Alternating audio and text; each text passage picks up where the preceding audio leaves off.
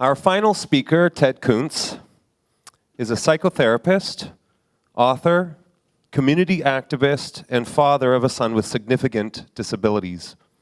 Ted Kuntz is the chair of the board of directors of Planned Lifetime Advocacy Network Society in Vancouver, BC, as well as the chair of Plan Institute for Caring Citizenship, as well as on the board of L'Arche Greater Vancouver. Ted's life changed forever when his son developed an uncontrollable seizure disorder at 5 months of age.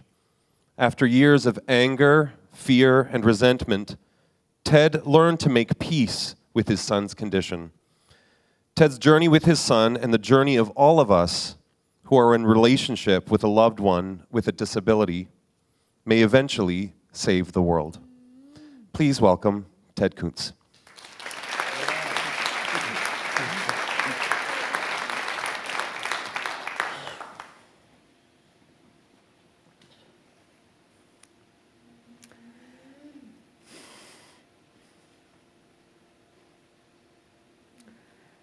I just want to take a moment to acknowledge all of you and the space that you're holding and honor your commitment to belonging. Thank you. I'd like to share with you a very personal journey with my son Josh. As David said, Josh became disabled at 5 months of age. Josh was unfortunately damaged by the unintended effects of the vaccine shot and began to seize. This is my son Josh on the left and my daughter Lanny on the right. Initially, the seizures were about a month apart, and each seizure was about 15 to 20 minutes long. But as Josh got a little bit older, the space between the seizures got shorter and shorter. And by the time Josh was 4, he was seizing 12 to 15 times a day.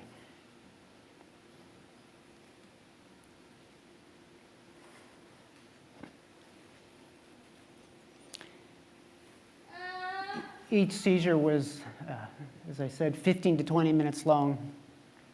And a seizure of that length deprives the brain of oxygen and causes brain damage.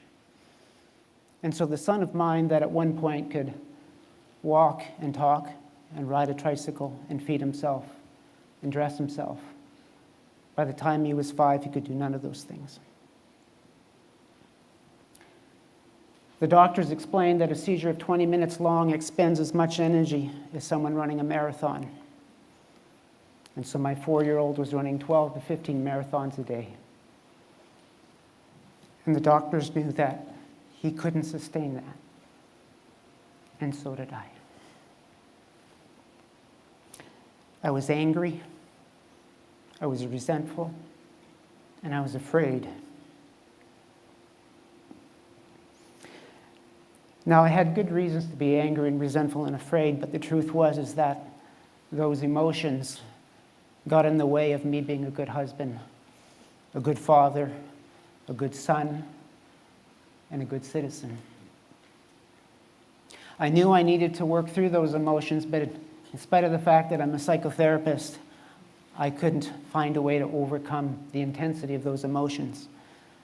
And I felt at a loss about how to change this life I had been given. And so in my desperation, I did something I had never done before.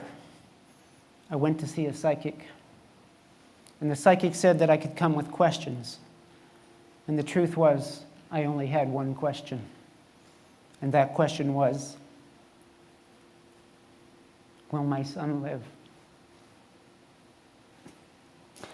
And so I remember sitting in this room with this elderly woman, and we sat down, and she said, "Do you have any questions?" And I said, "I have one." And she said, "What is it?" And I said, "Will my son live?" And there was a pause, and that pause felt like forever. And then she responded with these beautiful words. She said, "Have no fear. The son will outlive the father as he should." And when I heard those words, this joy went racing through my heart at the possibility that Josh would survive this ordeal. And a second question came to mind. And it was, if my son is going to live, what will he be when he grows up? And again, there was the pause from the psychic, and then she responded and she said, your son will be what he already is, and that is a teacher. But I have to tell you, those words didn't make any sense to me. Josh's capacity had been reduced to about the level of a 2-year-old. His vocabulary had been shortened to about 20 words. He was medically fragile and required 24-hour care. And so the kind of teacher that I was imagining seemed inconceivable. But as I thought more about it, I thought, Josh doesn't have to be a teacher in a formal way, but maybe he can still teach me something. And it seemed like once I was open to those possibilities, the lessons started to come. And the very first lesson happened on a typical day in our home. Josh and I, from the time he was a toddler, had a father-son ritual. When I came home from work, I would drive up the driveway, which was next to our home, and park in a carport, which was at the back of our property. And I would get out of the car and walk to the back door. And when that car drove along the side of the house, Josh would hear the sound of my car, and he would recognize it, and he would know that his dad was home. So he would run to a window to watch me get out of the car. And when he saw me, he would yell, "Hi, Dad." And I would say, "Hi, Josh." And I would come into the house. But as Josh got more and more disabled, the number of times he was at the window got fewer and fewer. And I hated that empty window because I knew what it meant. It meant he was having a very difficult day, because I knew that he wanted to be at that window if he could. On this particular day, I drove up the driveway and I parked my car and I looked to the window as I always did, and I can still see his face in my mind. He had a grin from ear to ear, and he was so excited to see me. His nose was flat against the glass, and he yelled, "Hi, Dad." And I said, "Hi, Josh." But because I was so grateful that he was well enough that day to be there, I stood there and wanted to soak in every moment of his welcome. But something happened. And I can't explain how it happened. I can just tell you what happened. As I stood there looking at my son, I heard a voice. And the voice was as if it was spoken out loud, and what I heard was a question. And the question that I heard was, when your son looks through the glass at you, what does he see? So I thought about that. What does he see when he looks at me? And I already knew the answer. He sees a father who's angry, a father who's afraid, a father who's in despair.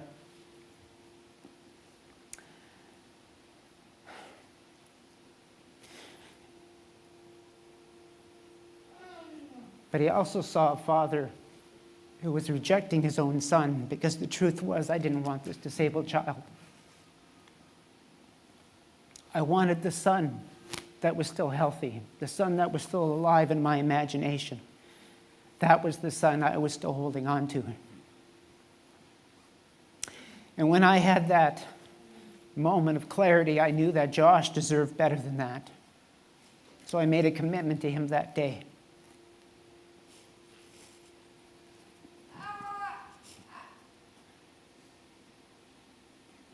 I said, "Josh, I'm going to learn how to make peace with this life circumstance that we've been given. I'm going to take responsibility for my joy and my happiness, and I'm going to fall in love with the son that I have, not the son that I don't have."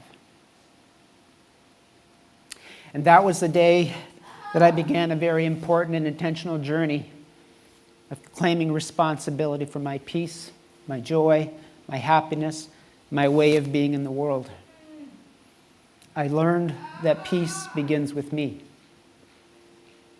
Josh's first lesson. The second lesson happened when Josh was going into grade 7. Josh was actually the first child in our community with significant disabilities to be integrated into his neighborhood school. It was actually such a new event that he made the front page of our local newspaper. Is he still alive? You'll have to wait. So when Josh was going into grade 7, there happened to be 2 grade 7 classes that year at the school he was attending. Both of the teachers were men. Both were crazy about their sports. And they decided that the best way to divide the students between them was to flip a coin. And the teacher that won the coin toss got first pick. And they alternated picks back and forth until all the students had been assigned. Now, I'm told they shouldn't have done it that way, but that's how Mike and Jeff divided up the students that year. Jeff won the coin toss, and he looked at the list of about 70 names. And after a few moments of reflection, he chose Josh with his first pick. And Mike, the other teacher, was confused by his selection, and he said, "Jeff, I don't get it. I don't know all the students on the list. I haven't been around the school as long as you. But I know Josh. Josh is pretty hard to miss. Josh has an uncontrolled seizure disorder. He has significant intellectual and physical disabilities. He's going to require all of his curriculum to be modified. He needs help with toileting. He needs help with eating. He needs help with dressing. And it could seize at any moment. And so why did you choose him with your first pick?" And Jeff was one of those remarkable people who saw my son. He saw the gifts of my son. And he said, "Let me tell you what I've noticed." He says, "When I watch the kids around Josh, this is what I see. I watch when Mom and Dad bring Josh to school in the morning. And the kids run down the hallway to greet Josh. And then they take turns pushing his wheelchair to the classroom. I've watched how they will change the rules of a game during gym or recess so that Josh can be included at his level of ability. I've watched them take Josh's sandwich out at lunch and break that sandwich into small pieces and put it into Josh's finger so that Josh can feed himself. And I've watched when Josh has had a seizure and he's on the floor on his mattress in recovery. And the children will go down on their hands and knees and they'll hold his hand and stroke his forehead. And they'll whisper in his ear and tell him he'll be okay. And what I see is that they're kinder and they're gentler when they're around Josh. And I think if I have Josh in my class, it'll make it a kinder and gentler place for all kids. When Jeff told me that story, it took my breath away. And it took it away because it's a beautiful story. It's a beautiful honoring of Josh. But I have to tell you, it also took my breath away because in the telling of the story, I realized I was more like the other teacher. Because when I looked at my son, all I could see is what Josh couldn't do.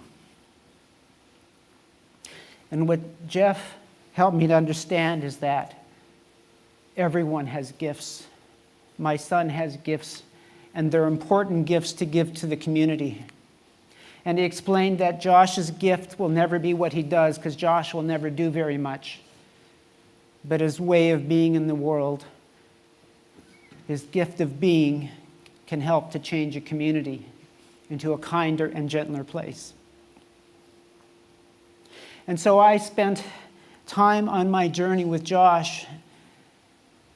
And I think as a result of that journey, I acquired some pretty deep wisdom. You might call that soul wisdom or heart wisdom. My friend Al Admansky has promised to write a book called How Disability Saved the World. And Al's idea is that the qualities, the skills that we require in loving and in being in relationship with someone with a disability are the kind of qualities and skills that we require to make this world a better place. Qualities like compassion, acceptance, forgiveness, honoring the gifts of all of us because we all have something valuable to offer. Managing our fears, overcoming our uncertainty because of people being different with different religions or different genders or different sexual orientations or different races. There's a woman by the name of Bonnie Scher Klein who was a filmmaker and then an author, and Bonnie became disabled as a result of a stroke. And one of the insights that she got to is that she said disability creates an opportunity for us to be our most human. I understand that there's Native cultures that are of the understanding that the children with a disability are actually wise elders who have come back to be of service to the community. Now, I think Al and Bonnie and those Aboriginal cultures have it right, is that there's a journey, there's a path that we experience when we're on this journey with people with disabilities that deepens us, deepens our heart wisdom. The South African people, I understand, have a concept that I think is relevant here. It's called Ubuntu. And it's the idea that we create each other, that our personality is not developed within us, but we actually co-create it together. And it's our relationships that make us who we are. And I think people like Josh and many here serve a very important role in that wisdom that we're developing. I want to just add one more piece. Just like I had difficulty understanding the psychic's message that Josh was a teacher, I also had difficulty understanding the message that the son will outlive the father as he should.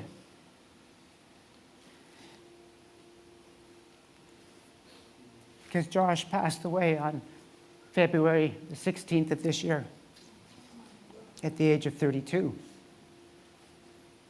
And initially, I thought the psychic had it wrong. And then it dawned on me that Josh is not that physical body. That Josh is the energy, the spirit, the intention, the vision, the purpose that we all share of making this world a better place. And so that I know that Josh is here with us all tonight. And so I do believe this journey that we're all on, the journey of belonging, the journey of inclusion, of compassion, of acceptance, is exactly what's needed to make the world a kinder and gentler place. And it's what will happen to make us save the world. Thank you.